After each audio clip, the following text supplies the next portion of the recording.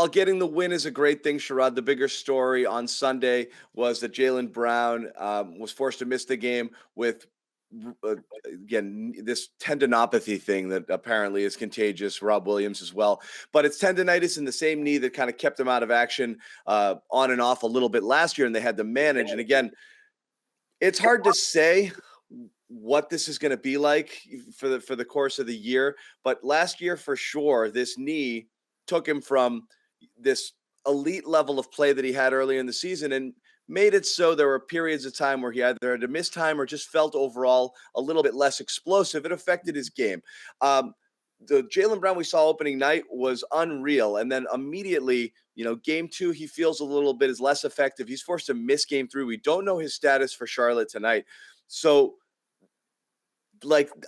again, trying not to overreact, but this could be bad, Sherrod. It's this, this is an injury that typically is like wear and tear, right?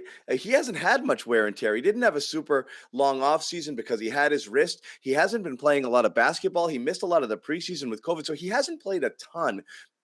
And to already have your knee flaring up out of nowhere here on night 2 is definitely worrisome. Yeah, Jaylen Brown is a gamer, and we love to watch him play. But this injury, to me, creates a game within the game, and that game is called Russian roulette with his health. We don't know from night to night whether this is going to be something that will impact him to whether it makes him less of a player or it takes him off the court altogether. And that is a scary proposition if you are the Boston Celtics. Forget about the money that you've invested in Jaylen and all that.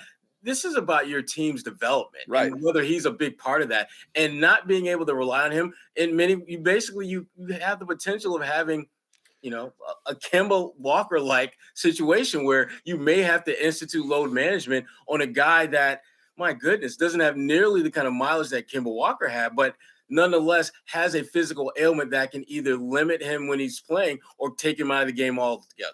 Yeah, and that's the Celtics are saying the right things, which is they're being cautious, but kind of feel like they were caught off guard here. I don't think they felt. And Jaylen had said, well, he lost weight. He came in feeling lighter and quicker this year. He said he felt great. There is no indication that anything from last season lingered into this year. But tendonitis itself lingers. It doesn't go away overnight. So, sure. I think the big surprise for them is the fact that we're having this conversation 2-3 games into the season. I think that's the big shocker.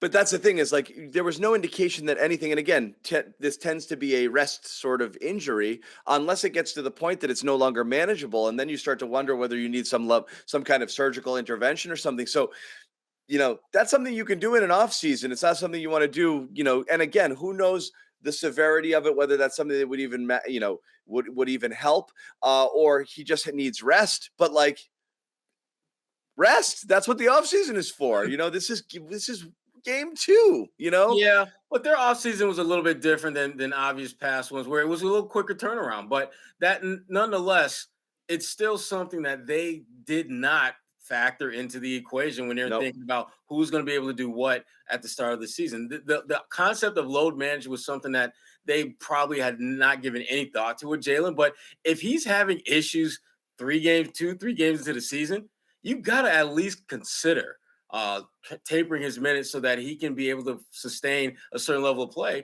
for the long haul. To what end, though? Again, it's if you're the Brooklyn Nets and oh, okay, we'll keep this star on the shelf because it's really all about the playoffs. Home court, away doesn't matter. Once we get there, we just got to be cooking. Celtics, to be fair, don't have the benefit of that doubt.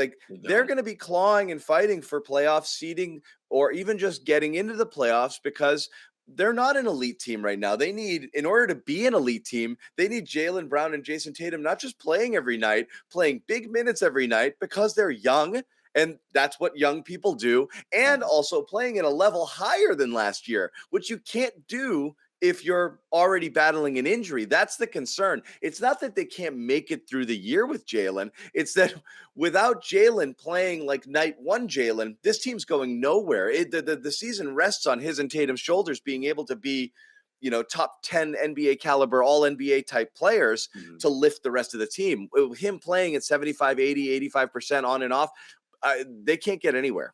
No, and I'm not ready to panic, but I am Not yet. absolutely cautiously concerned about Yeah, this to the point where, anytime he falls, anytime he misses 3 or 4 shots that I know he consistently makes, that thought is going to be in my head like, oh, sure. is it the knee bothering him? And I'm not alone. I'm pretty sure the Celtics, they're going to be having those same concerns.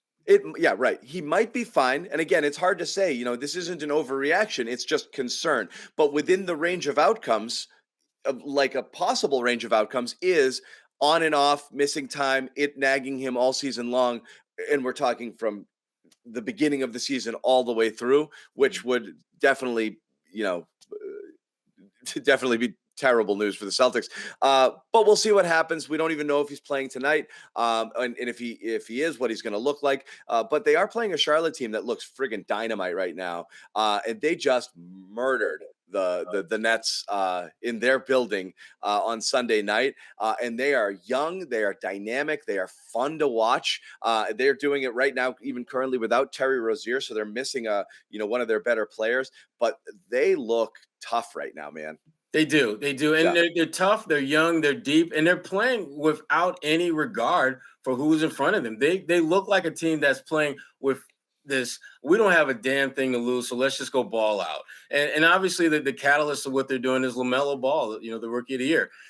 So impressive in terms of his ability to not just have great court vision, but to be a leader.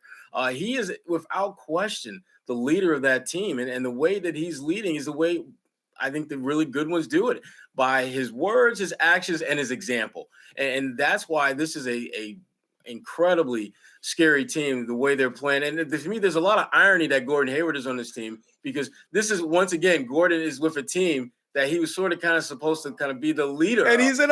it's his spare part. He is. This is exactly the situation he was in Boston, and he didn't like that too much. But I got a feeling at this point in his career, he's probably thinking, "This is just my lot in life. I was meant to be that amazingly awesome wingman." Yeah. So, But that was in life. look, Sherrod, I said that at the beginning of last year.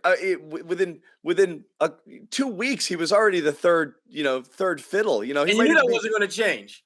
Yeah. and so I didn't get it. And also his through most of last year, his overall shot attempts and everything are very in line with what he had in Boston. So Yeah. it is amazing. It's just, that's who he is. You're exactly right. That's the guy he is.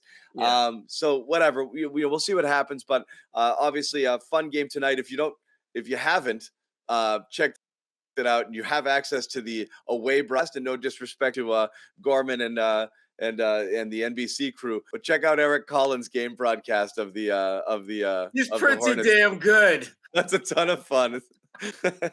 It's a ton of fun. At least if you have access to it, check it out. It is a lot of fun.